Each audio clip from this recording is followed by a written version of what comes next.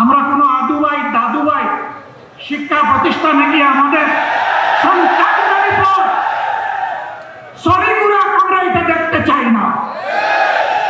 আমরা বিএনপিকে পরিষ্কার বলে দিচ্ছি, আমরা দেখতে পাচ্ছি সম্প্রতি কয়েকদিন ধরে বিভিন্ন জায়গায় জায়গায় শিক্ষা প্রতিষ্ঠানে, ঢাকা বিশ্ববিদ্যালয়ে, এমনকি এখান থেকে মাত্র দূরে মানুষের আশ্রয়ের জায়গা, আইনের আশ্রয়ের জায়গা থানা, সেই থানার ভিতরে ঢুকে দুঃখজনকভাবে ডাকসুর নির্বাচিত প্রতিনিধিদের উপরে হামলা করা হয়েছে। বার্তা পরিষ্কার। যেদিন তারা গণভোটের রায় অস্বীকার করেছেন, আমি বলেছিলাম বিএনপি আজকে থেকে ফেসিবাদের পথে যাত্রা শুরু করলো। এইটা ফেসিবাদ। গতকাল আপনারা দেখেছেন নেত্রকোনায় জাতীয় সংসদের নির্বাচিত সদস্য, বাংলাদেশ জামাতে ইসলামের প্রতিনিধিত্বকারী, জনগণের প্রতিনিধিত্বকারী অধ্যাপক মাসুম মোস্তফার উপরে হামলা করা হয়েছে, গাড়ি ভাঙচুর করা হয়েছে, তার সহযোদ্ধা সহযোগীদেরকে নাজেহাল করা হয়েছে। এটা কোন বাংলাদেশ? এই বাংলাদেশকে আপনারা চেয়েছিলেন? আপনাদের সন্তানদের আবার পায়ের গুড়ালে দুই টুকরা করা হোক আপনারা চেয়েছেন?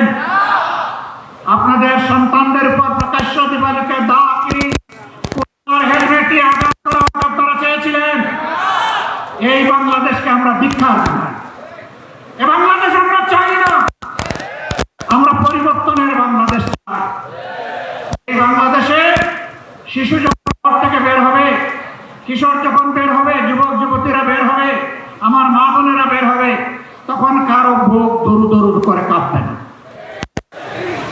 তারা নিরাপত্তার সাথে বের হবে, কাজ শেষ করে আবার নিরাপত্তার সাথে করে বসে।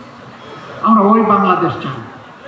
আমরা শিক্ষা প্রতিষ্ঠানে আমাদের সন্তানদের হাতে দাকির স্কুড়াল দেখতে চাই না। আমরা খাতা এবং কলম দেখতে চাই। আমরা কোনো আদুবাই দাদুবাই শিক্ষা প্রতিষ্ঠানে গিয়ে আমাদের সন্তানদের উপর সরিগুলা আমরা এটা দেখতে চাই না। এই সংস্কৃতি বন্ধ করতে হবে। যদি বন্ধ না করেন, মনে রাখবেন জুলাই শুধু 24 সালে ছিল না, জুলাই প্রত্যেক বছর রয়েছে।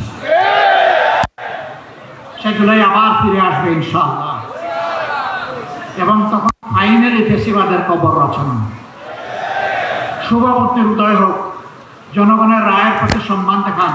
70 মানুষের রায় মেনে নিন, গণভোটের রায় বাস্তবায়ন করুন।